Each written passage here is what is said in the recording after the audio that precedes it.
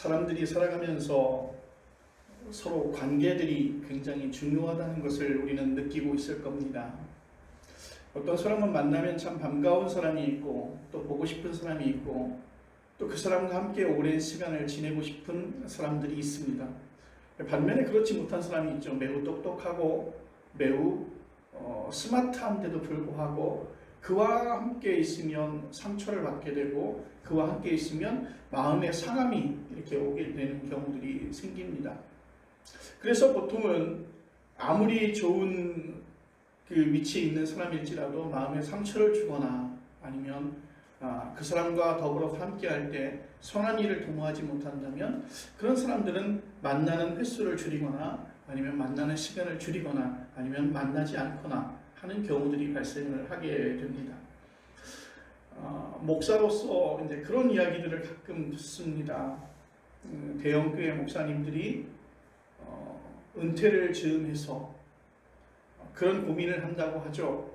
내가 은퇴한 후에 후배들에게 전화했을 때 후배들이 흔쾌히 목사님 차 한잔하시죠 라고 다가설 수 있을까라는 그런 고민들을 한다고 하죠.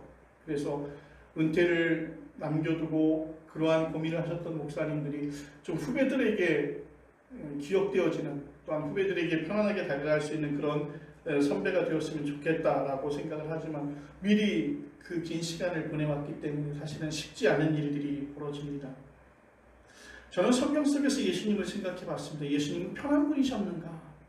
예수님은 편한 분이셨는가? 예수님은 참 사랑이 많으신 분이셨는가? 만나면 반갑고 또 예수님은 만나면 즐겁고 행복하고 그랬던 분인가? 한번 생각을 해보게 됩니다. 우리는 예수님을 사랑의 예수님, 사랑하시는 주님, 그리고 사랑이 많으신 분의 그렇게 대명사로 우리는 이야기하고 있는데 주변의 사람들과 예수님은 잘 어울리셨을까 그렇게 생각해 보면 원수까지도 사랑하라고 말씀하셨죠. 70번씩 7번씩 70번이라도 용서하라고 하셨던 예수님이셨어요. 그런데 복음서를 살펴보면 예수님은 인간관계가 그렇게 좋지 않았습니다. 다른 말로 표현하면 예수님은 많은 사람들과 충돌을 하고 있었어요. 어떻게 보면 예수님의 그 십자가 사건을 다른 방법으로 조명한다면 이런 충돌과의 극단적인 결과이지 않았을까 생각을 하는데 예수님께서 주로 충돌했던 그 대상의 사람들이 뭐냐면 그 시대에 기득권을 가지고 있는 사람들이었습니다. 그래서 예수님은 그들과 함께 충돌했고 그 충돌을 통한 어떤 결과로 예수님은 십자가의 죽음을 당하셨다. 그렇게 생각해 볼 수도 있습니다. 아무튼 예수님은 왜 그 유대교의 고위층들, 그러니까 랍비라고 하는 사람들, 바리새인, 사두개인, 서기관들, 그런 사람들, 실제적으로 보면 이 시대의 종교인들이죠. 종교 지도자들이죠. 그들과 왜 충돌하셨을까? 마태복음 21장 23절 이하의 말씀에도 이런 충돌에 관한 이야기가 나오고 있습니다. 예수님께서 성전에서 사람들을 가르치실 때 대제사장들과 장로들이 예수님에게 이렇게 물었습니다. 당신에게 무슨 권위로 이런 일을 하느냐? 그리고 누가 이런 권위를 주었느냐? 자격증이 어디 있느냐는 거죠. 내가 성전에서 가르치는데 그렇게 선포하거나 그렇게 말하거나 그렇게 가르치는 자격증이 어디 있냐는 것이죠. 그 브랜드를 우리에게 제공해 달라고 하는 것이죠. 우리는 이미 그러한 과정들을 다 거치고 있는 사람들인데 너는 성전에 와서 누가 너에게 가르칠 권위를 주었으며 누가 너에게 그런 권위를 주었느냐 그렇게 묻는 것입니다. 여러분 대제사장들과 장로들은 예루살렘 성전의 아주 주도 세력입니다. 그들에게 있어서 예수는 굉장히 불편한 존재였죠. 나사렛 예수라고 하는 랍비가 자신들의 성전의 전통과 다른 이야기를 하는 게 마음에 들지 않았습니다.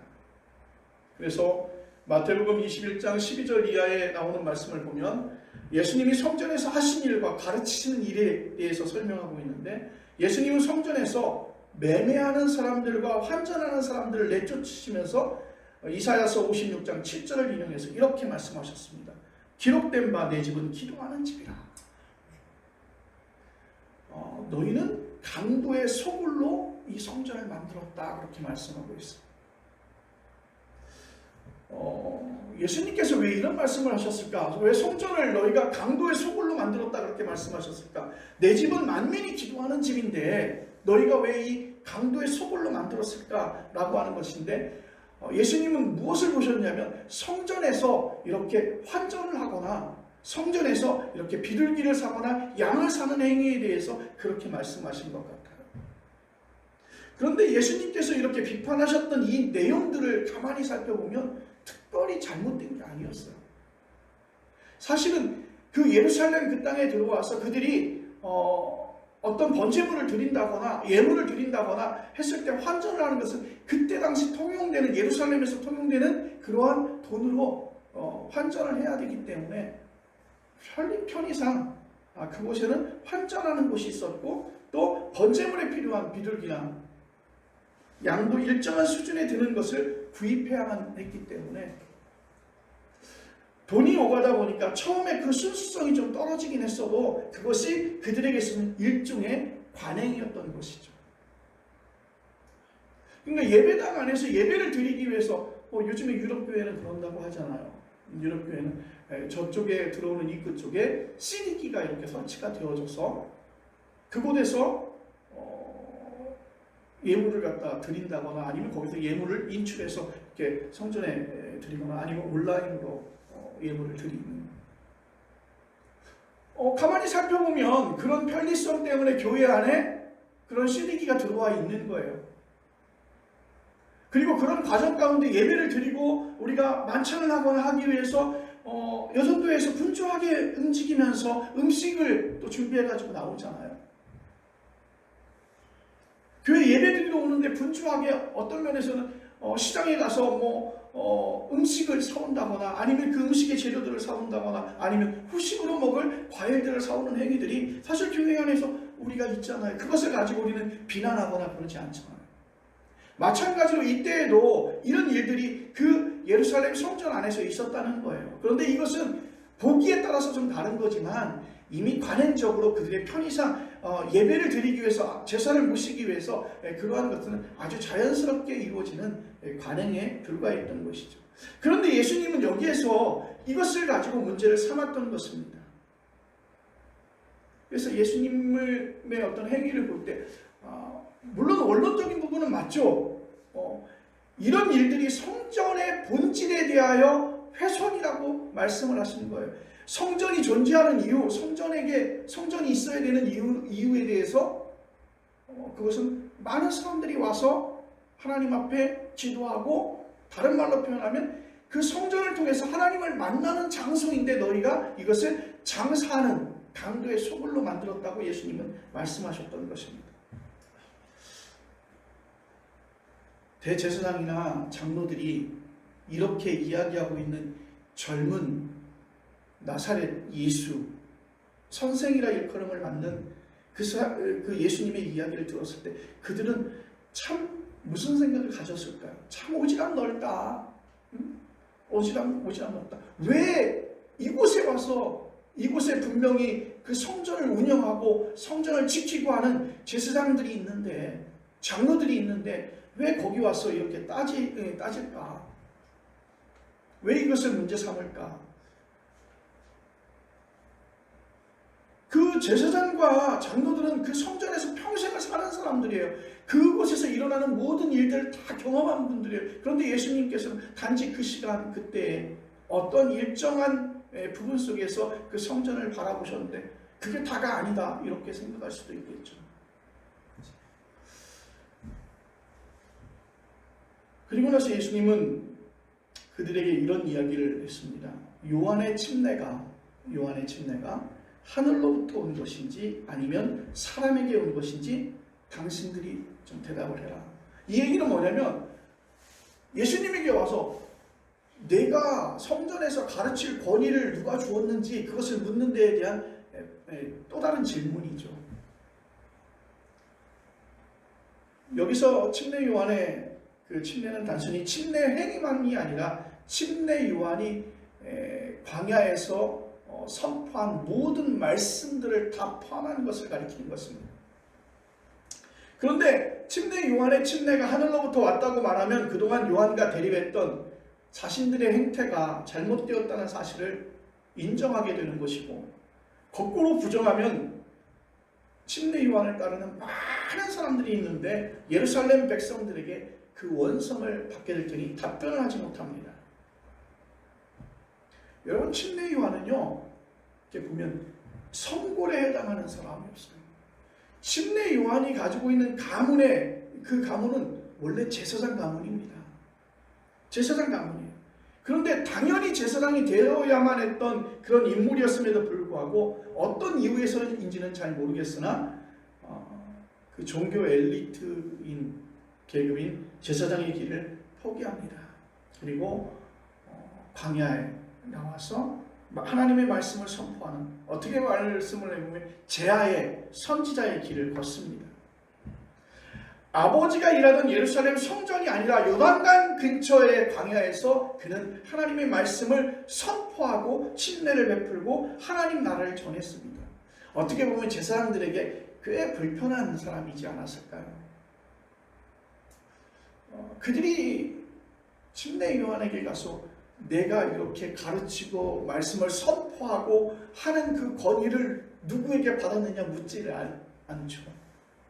이미 그는 신분 자체가 성골, 진골에 해당하는 그러한 사람이었기 때문에 대답이 매우 궁색할 수밖에 없었던 제사장들은 예수님께 침례 요한의 침례와 설교가 어디에서 왔는지 모르겠다고 그렇게 대답을 합니다. 그러자 예수님은 당신 자신도 제사장들의 질문에 대해서 대답치 않으시고 다음과 같은 비유를 들려주셨는데 그것이 바로 오늘 본문의 말씀입니다. 어떤 사람이 두 아들이 있었습니다. 맏아들에게 포도원 일을 시켰어요.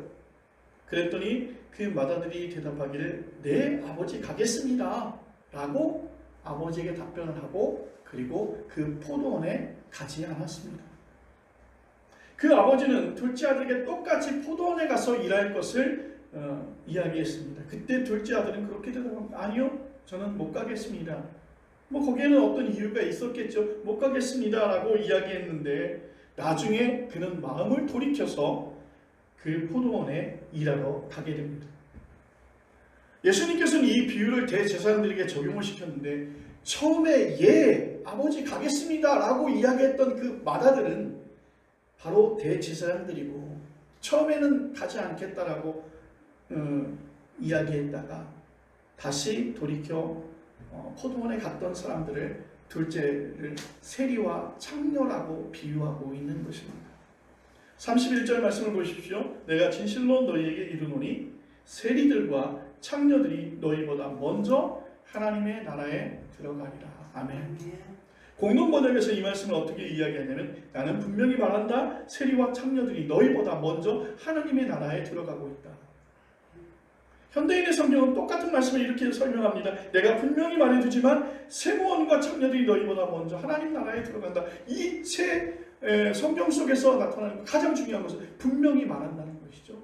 아주 확고하게 말한다는 것이죠. 너희보다 세리와 창녀들이 먼저 하나님의 나라에 들어간다는 말씀이죠.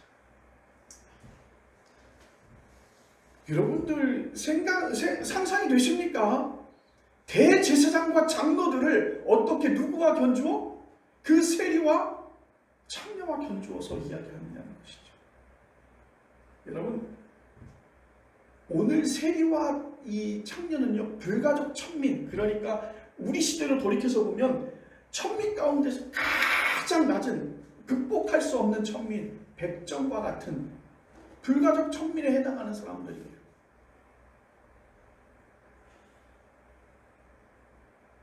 그 세리와 창녀들과 동급으로 이야기하는 것도 아니고 그들보다 못하다는 것이죠. 다른 사람들이 얘기를 들었어도, 제가 이 성경 말씀을 들었어도 예수님의 비약이 좀 심하다라는 것이죠. 여러분, 제사장이 되려고 하면 그만한 교육을 받습니다. 그리고 그만큼 성별된 삶을 살아가고 있습니다. 그리고 모세의 율법을 지키고 살아가는 사람입니다. 매우 말을, 언행을 조심하는 사람들이고 행동을 조심하는 사람들이에요. 성별된 사람들이잖아요. 그런데 세리와 창녀들은 그렇지 않잖아요. 그들의 말투나 그들의 행동이나 그러한 것들이 다 우리가 이해할 수 있는 부분들인데, 오늘 성경에서는 그렇게 예수님은 말씀하고 있습니다. 여러분, 실제적으로 문제가 많은 사람들이잖아요. 평생 세리와 창녀로 살았으니 그들의 언행이 얼마나 불손했을까요? 여러분, 그런 분들과 함께 지내려고 하면 얼마나 힘든지 아십니까?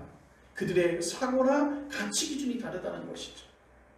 그래서 이런 점에서 예수님의 말씀은 매우 불합리하게 들려집니다. 그런데 왜 예수님께서 이렇게 상식적으로 동의하기 어려운 말씀을 하신 것일까? 그리고 기존에 그들이 갖추었던 체계나 권위들을 무조건 부정하는 그런 말씀을 하셨을까? 오늘 이 말씀 속에서 기존의 전통과 예수님의 생각의 어떤 충돌이라고 볼 수 있습니다. 지금도 마찬가지지만 당시 사람들에 대한 평가 기준이 일단 겉으로 드러나는 것이었습니다. 그가 할 수 있는 것보다 그가 어떠한 자격을 갖추고 있느냐가 더 중요한 것이었죠. 사회적으로 높은 자리에 오른 사람은 성공했다고 이야기합니다. 그리고 더 나아가서 하나님으로부터 복을 받을 사람이라고 생각합니다. 이왕이면 돈이 많으면 더 좋습니다. 권력이나 돈은 없지만 종교적으로 높은 경지에 오른 사람들도 존경을 받습니다. 우리는 누구나 그런 사람이 되려고 노력하지 않습니까? 이런 방식으로 사람을 평가하는 게 바로 세상 이치지요. 좀 더 돈이 많은 사람, 좀 더 명예가 높은 사람, 좀 더 권위 있는 자리에 올라서 있는 사람. 그래서 사람들이 자신의 몸이 상하는지 모르고, 자신의 곁에 있는 사람들이 떠나는지 모르고, 그들은 높은 자리에 올라가려고 노력하고 더 많은 돈을 얻으려고 노력하고 있는 것입니다. 그런데 예수님이 그들을 더 높이 평가한 근거는 단 한 가지였습니다. 하나님의 나라, 즉 구원의 문제에서 이 세상이 가지고 있는 그 어떤 평가에 아무런 도움이 되지 않는다는 사실을 오늘 우리들에게 들려주고 있는 것입니다. 그러니까 구원은 절대적인 세계이고 세상의 평가는 상대적인 세계이기 때문인 것입니다. 여러분, 수학의 개념에서 보면 유한은 아무리 커도 그 무한 앞에서는 제로가 될 수밖에 없습니다. 모래 하나는 지구 전체 무게에 비하면 아무런 의미도 없는 것과 같죠. 그래서 하나님 나라에서 보면 그것이 정말 유의미한 어떤 인식의 차이를 가져볼 수 없다는 것이죠. 그들이 세리로 살아온 것, 그들이 청녀로 살아온 것, 그것이 하나님의 나라, 구원의 개념에서는 그렇게 차이를 가져올 수 없다는 것입니다. 여러분, 죽음이라는 사건 앞에서 목사도 죽으면요, 그 몸은 썩어질 것이고요. 사기꾼으로 평생을 살았어도 그 몸은 썩어질 것입니다. 파렴치 않은 행동을 해서 감옥에 들어가 있는 사람이나 영케 그런 행위를 하지 않아서 또는 다른 이들의 눈에 띄지 않아서 당당하게 살아가는 사람이나 근원에서는 도토리 키재기 아무런. 예수님은 현장에서 가늠하다 잡혀온 여인에게 돌을 던질 태세로 버티고 있는 사람들을 향해서 그렇게 말씀하시지 않았습니까? 죄 없는 자가 먼저 돌을 던지라고 말씀하셨어요. 실제로 살인한 사람만이 아니라 친구에게 나쁜 욕을 한 사람도 살인한 것과 마찬가지라고 말씀하셨어요. 사람들의 오해를 받을 때가 종종 있었지만 예수님은 하나님의 나라를 기준으로 사람을 보시는 것입니다. 예수님의 공생애와 운명은 바로 이것, 즉 하나님 나라에 집중해 있었습니다. 그걸 놓치면 예수님을 이해하기 어렵습니다. 신체가 마비된 사람이 예수님을 찾아왔어요. 그런데 예수님께서 그렇게 말씀하십니다. 당신의 죄가 용서받았습니다. 주변의 사람들이 웅성웅성 이야기합니다. 하나님께서만 가능한, 하나님만 가능한 저 죄사함의 선포를 어떻게 감히 인간이 할 수 있을까? 그렇게 트집을 잡은 적이 있어요. 그 시대에 보면 예수님께서 꼭 사이비 교주가 된 것처럼 하나님이 된 것처럼 사람들의 죄를 마음대로 용서할 수 있다고 착각한 것은 아닙니다. 하나님 나라가 가까이 임했다는 사실을 자기의 운명으로 받아들인 분에게 그런 사죄를 선포할 수 있었던 것입니다. 예수님에게는 사람의 겉모양이 아니라 믿음이 중요했습니다. 그래서 한 사람을 판단할 때 바로 그것의 절대적인 기준을 가졌습니다. 오늘 본문 마지막 절인 32절, 요한이 의의 도로 너희에게 왔거늘 너희는 그를 믿지 아니하였으되 세리와 청년을 믿었으며 너희는 이것을 보고도 끝내 뉘우쳐 믿지 아니하였도다. 공동 번역에 사실 요한이 너희를 찾아와서 올바른 길을 가르쳐 줄 때 너희는 그의 말을 믿지 않았지만 세리와 청년들은 믿었다. 어떤 차이였습니까? 믿었다라는 차이죠. 예수님은 여기서 다시 침례 요한을 거론하잖아요. 대지사장들과 장로들은 침례 요한을 탐탁지 않게 여겼다고 했어요. 받아들이지 않았다고 얘기합니다. 요한의 메시지를 노골적으로 부정하지는 못했지만 불편하게 여겼다는 것이죠. 그러나 세리와 청년은 침례 요한을, 즉 그의 설교를 받아들였다는 것입니다. 대제사장들은 이런 걸 보고도 끝내 돌이키지 않았습니다. 이것을 문제라고 이야기하는 것입니다. 유대교의 고위층들이 예수님을 받아들이지 않았다는 사실을 가리키기도 합니다. 이들은 침례 요한과 예수님을 인정하기 어려웠습니다. 그들이 이미 쌓아왔던 것들이 있기 때문에. 참된 믿음은 오히려 그들이 낮춰보던 세리와 창녀들에게서 일어난 것입니다. 이런 일이 어떻게 일어난 것일까? 그리고 이런 믿음의 실체가 무엇을 가리킬까? 여러분 보시면 세리와 청년은요, 내세울 것이 아무것도 없는 사람들이었습니다. 지킬 것이 없었던 사람들이었죠. 그들은 남 앞에 나서면 부끄러워서 웬만하면 사람들을 피하고 어쩔 수 없이 만나는 경우라 하더라도 자기의 직업을 말하지 않았습니다. 이런 사람들은 삶의 전적인 변화를 요구한 침례 요한의 설교의 마음이 찔리기 마련인 것입니다. 이렇게 살면 안 되는데, 이렇게 살면 안 되는데 하는 마음으로 가득했을 것입니다. 제사장과 장로들은 당연히 위대한 랍비들의 기도문을 읽기도 하고 아침 기도와 저녁 기도를 비롯해서 오랜 역사를 자랑하는 기도의 예절을 철저하게 지켰을 것입니다.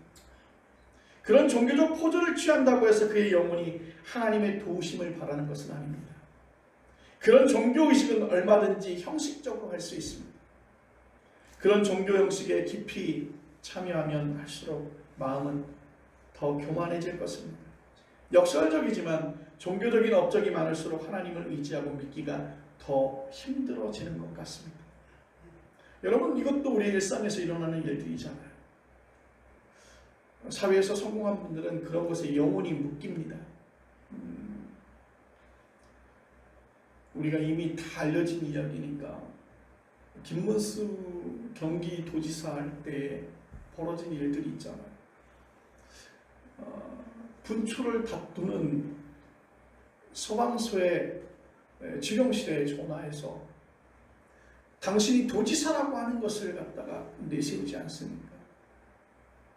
그리고 그것이 회자가 돼서 많은 이야기들이 발생했습니다. 또 민주화 운동을 했던 사람들은 안 그런가요? 2014년 대리운전 기사 사이에 폭행 사건이 일어났습니다. 여러 가지 속사정을 우리가 다 알지는 못하지만 보도에 따르면 국회의원이 그 대리기사에게 그런 것입니다. 당신 나를 몰라보느냐. 그러니까 한마디로 그런 거죠. 내가 누군지 아느냐 이 얘기죠. 권력이 있으면 그렇게 힘이 들어가게 되는 것 같습니다. 민주화 운동, 세상을 변화시키고 많은 사람들에게 자유, 평등을 주겠다라고 이야기했던 분들이 이제 그런 자리에 결정하고 그 일을 할 수 있는 자리에 올라가고 나서 그런 위험성이 더한 것 같습니다. 보통 우리가 386 세대, 486 세대라고 불리던 민주화 운동권 출신들 중에서 적지 않은 사람들이 지금 굉장히 아름답지 못한 길들을 걷고 있습니다. 자신들이 했던 민주화 그 운동이 그 업적을 내세우는 일들에 사용되어지고 정치적으로 어떤 기득권을 갖는 자리에 사용되어지는 것 같습니다. 자신들이 진리를 독점하고 있는 듯한 태도를 은연중에 취합니다. 가만히 살펴보니까 이스라엘 백성들이 선민의식이라고 하는 것이 이런 것 아니었습니까? 나는 하나님으로부터 택함을 받은 백성이라고 하는 그런 자만심 때문에 결국에 그들의 삶이 하나님 앞에서 정말 믿어야 되는 그때에, 가장 낮은 자리에서 믿어야 되는 그때 그 말씀을 부정하고 그 말씀을 받지 않는 것 아닐까. 오늘 우리는 세리와 창녀처럼 살아라 라고 하는 것이 아니라 정말 하나님의 말씀 가운데서 우리가 정말 그 말씀을 붙들고 살아야 된다라고 하는 그러한 의식들을 잊어버리고 산다는 것입니다. 이 정도 하면 되겠지라는 생각, 형식적인 믿음을 가지고 있는 것이죠. 쉽게 표현하면 내 삶의 모든 영역 속에서 하나님은 알고 있지만 하나님을 경험하지 못한다는 것입니다. 내가 내 삶의 모든 영역 속에서 하나님을 기억하고 하나님이 누구신지를 알고 있지만 그 하나님이 내 삶의 영역 속에 들어와서 내 삶을 변화시키거나 내 삶에서 어떠한 영향을 미치고 있는지에 대한 하나님의 경험들을 하지 못한다는 것입니다. 신앙의 수행의 차원에 따라가는 사람들은 모든 이런 영적 딜레마에 고민하죠. 저는 오늘 이 시간 그 대제사장과 장로들로 살면서 영적으로 세리와 창녀로 살아가는 모습은 아닐까. 그들은 실제적인 높이에서 대제사장이요 장로요 존경받을 만한 사람으로 살아가지만 실제적으로 영적인 부분은 그 세리의 모습으로, 그 창녀의 모습으로 살아가지 않을까. 물론 창녀와 세리가 그런 모습으로 살아가고 그 영적인 모습도 그런 모습이겠지만 그들은 변화의 가능성을 훨씬 더 깨달을 수 있죠. 왜? 그들은 잘못이라는 생각들을 하고 살아간다는 것입니다. 그리고 그 영적인 갈급함이 있었다는 것이죠. 우리 영혼의 토대로 그 모든 삶을 흔들 정도의 놀라운 사건 앞에 설 때만 자기 부정이 가능한 줄로 믿습니다. 우리의 삶에서 가장 큰 놀라운 사건이 바로 예수 그리스도의 사건입니다. 예수 그리스도가 내게 오신 것입니다. 예수 그리스도가 내가 살아온 모든 것들을 다 투영할 수 있도록 예수 그리스도가 내 안에 오신 것입니다. 예수 그리스도께 일어난 하나님의 구원 은총을 크게 깨달은 사람은 자기의 일이 얼마나 초라한지 인정할 수 있는 것입니다. 내가 쌓아온 모든 업적들이 예수님 앞에서 얼마나 보잘것없는지를 깨닫게 되는 것입니다. 그리고 우리는 겸허하게 예수님 앞에 무릎을 꿇을 수 있는 것입니다. 주님, 제가 죄인입니다. 주님, 돌이켜 내가 주님의 자녀가 될 수 있게 되기를 원합니다. 하나님의 자녀가 되기를 원합니다. 내가 지금은 종교적인 어떠한 업적을 통해서 우리가 교만해 있지만 오늘 주님을 만나게 되고 주님 가운데서 내가 서 있다 보니 내가 얼마나 부족한 사람이고 죄인이라는 것을 깨닫게 됩니다. 그래서 내가 얼마나 초라한지를 인정할 수 있는, 그게 바로 믿음의 모든 것입니다. 오늘 그 세리와 그 청녀가 대제사장보다 장로들보다 훨씬 더 믿음이 좋았다는 것이죠. 그런 믿음이 우리를 죄와 죽음에서 구원하게 되는 줄로 믿습니다. 사랑하는 귀한 성도 여러분, 우리에게 경매 본 사람은 다 알 것입니다. 노벨상도 그렇고 교황직도 그렇습니다. 그런 것으로부터 떠나야만 하나님과의 관계가 깊어질 수 있다는 사실을 기억하시길 바랍니다. 우리의 삶 가운데서 나 자신의 일을 부정하고 내 자신의 업적을 지우는 것이 오늘 바리새인처럼 자기 부정을 흉내낼 수는 있지만 실제로 부정하기는 어렵다는 것입니다. 사랑하는 귀한 성도 여러분, 오늘 제목의 말씀이 세리와 창녀는 믿었으며, 여러분 세리와 창녀에 집중하지 마시고 그들이 믿었다는 사실에 집중하는 여러분